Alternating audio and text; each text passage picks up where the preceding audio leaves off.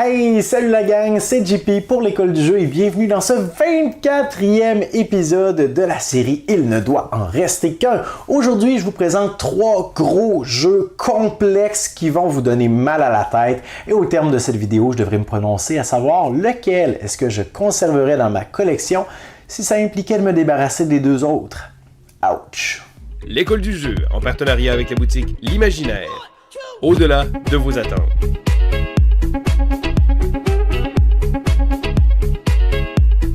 Alors, les voilà, nos 3 concurrents d'aujourd'hui. Nous avons The Gallerist, Anachronie et Cerebria, tous les 3 des jeux pour 1 à 4 joueurs. Donc oui, il est possible d'y jouer en solitaire pour ce qui est de nos 3 concurrents d'aujourd'hui.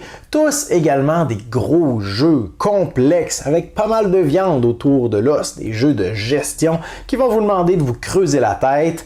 Alors, c'est maintenant le moment pour vous de vous rendre dans la section commentaires et de m'inscrire le titre de celui que vous désirez conserver si ça implique de vous débarrasser à jamais des 2 autres. Le choix n'est pas facile encore une fois aujourd'hui. C'est fait merveilleux, laissez-moi un pouce vers le haut.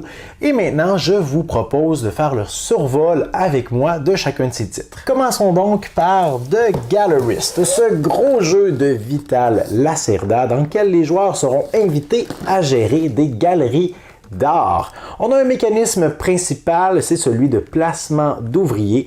Vous devrez déplacer votre seul ouvrier sur les 4 emplacements disponibles du plateau principal. Chacun de ces emplacements va vous offrir 2 actions différentes et les emplacements ne sont pas verrouillés même s'ils sont occupés. N'importe quel joueur peut décider de venir vous repousser de votre emplacement, mais à ce moment, ça vous donne une opportunité, celle d'effectuer une action bonus juste avant que le joueur qui vous a repoussé de votre emplacement puisse effectuer son tour. On a la possibilité également de laisser derrière nous sur le plateau principal des assistants qui eux aussi, s'ils sont repoussés, vont nous donner des occasions d'effectuer des actions. Et dans ce jeu, on peut faire une panoplie de choses, entre autres découvrir de nouveaux artistes, des photographes, des sculpteurs, des peintres, etc. Il est possible de leur faire gagner de la notoriété via des campagnes de promotion, via les réseaux sociaux. On peut évidemment acheter des œuvres, on peut les faire, on peut les installer dans notre galerie d'art pour attirer des visiteurs ou des investisseurs, des acheteurs également qui vont peut-être pouvoir être intéressés à acheter nos œuvres. Alors, toutes sortes de choses à gérer dans The Gallerist. Continuons donc avec Anachronie, la prochaine grosse boîte, un jeu de Mind Clash Games dans lequel on est plongé dans un univers futuriste post-apocalyptique 500 ans plus tard qu'aujourd'hui et on est au courant que la Terre est sur le point d'être frappée par un météore qui va faire de grands grabuges. On doit donc se préparer à cet impact inévitable et pour cela, eh bien, on pourra avoir accès aux différentes technologies qui seront accessibles à cette époque. Alors, on a évidemment un mécanisme principal, celui de placement d'ouvriers.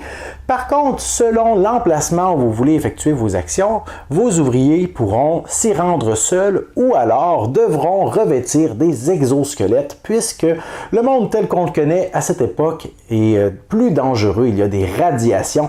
Alors oui, on pourra avoir des scientifiques, des chercheurs qu'on pourra envoyer dans certains emplacements sur notre plateau individuel, mais dès qu'on veut aller directement dans les terres désolées pour effectuer des actions plus générales, on devra avoir accès à un exosquelette qu'on devra bien évidemment alimenter avec une ressource rare. On pourra donc aller récupérer toutes sortes de ressources. On pourra même au début de chaque manche faire venir des ressources du futur. Alors c'est une espèce de dette qu'on s'engage à rembourser, donc plus tard dans la partie, on devra renvoyer dans le passé les ressources que nous sommes nous-mêmes empruntés. Bien évidemment, il y a toutes sortes d'aspects asymétriques dans le jeu, ne serait-ce que les factions de départ, les plateaux vont offrir différents avantages et inconvénients. On peut améliorer nos plateaux. Alors, toutes sortes de choses également à prendre en considération dans Anachronie. Et finalement, notre dernier concurrent d'aujourd'hui, la prochaine grosse boîte, il s'agit de Cerebria, un autre jeu de Mind Clash Games, cette fois-ci avec une thématique où nous allons incarner l'une des émotions d'un cerveau humain. Alors, c'est un jeu qui va se jouer, il y a différents modes de jeu. Il est possible d'y jouer en solo, il est possible d'y jouer en affrontement duel 1 contre 1, il est possible d'y jouer en équipe également, coop, donc 2 contre 2, et les joueurs vont incarner soit les émotions positives ou les émotions négatives. Alors, on a la joie, l'empathie, et d'un autre côté, on a le désespoir, l'angoisse, la misère, etc. Donc, selon l'émotion que l'on incarne, on aura un plateau individuel asymétrique des autres joueurs, un paquet de cartes également qui contient les cartes associées à l'émotion qu'on joue. Et il s'agit d'un jeu principalement de contrôle de territoire. On aura un immense plateau avec des zones, avec des frontières, et à notre tour, on aura le choix concrètement entre 5 actions différentes. Ce qu'on voudra faire ultimement, eh bien, c'est de posséder le plus de territoire dans ce plateau qui représente un peu les limbes du cerveau humain. On pourra construire le pilier de la personnalité également.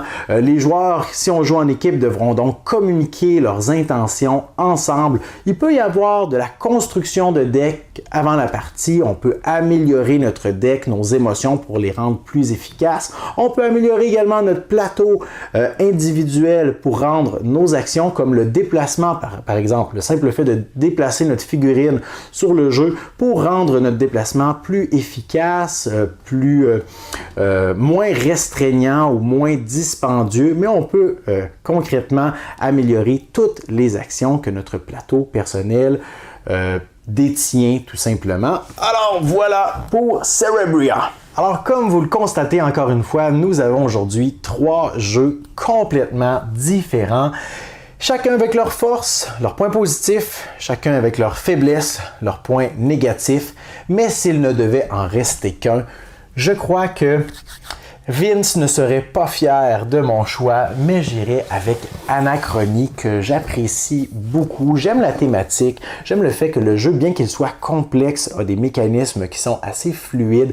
J'aime l'aspect asymétrique du jeu, les différentes phases également. J'aime le mode en solitaire qui représente un vrai défi, qui est fluide également, qui se gère très bien. Alors c'est sans contredit mon choix d'aujourd'hui. Je vous invite à consulter le nombre de pouces vers le bas sous cette vidéo et je soupçonne grandement Vince d'être derrière chacun d'entre eux. J'ai maintenant hâte d'aller vous lire dans la section commentaires. Laissez-moi un pouce vers le haut si vous avez apprécié la présentation de ce 24e épisode et considérez vous abonner à notre chaîne pour ne pas manquer le prochain où je n'aurai véritablement pas le choix de me coucher littéralement par terre pour vous faire la présentation de nos prochains jeux. C'est à ne pas manquer, mais moi je vous dis merci pour votre écoute et à la prochaine.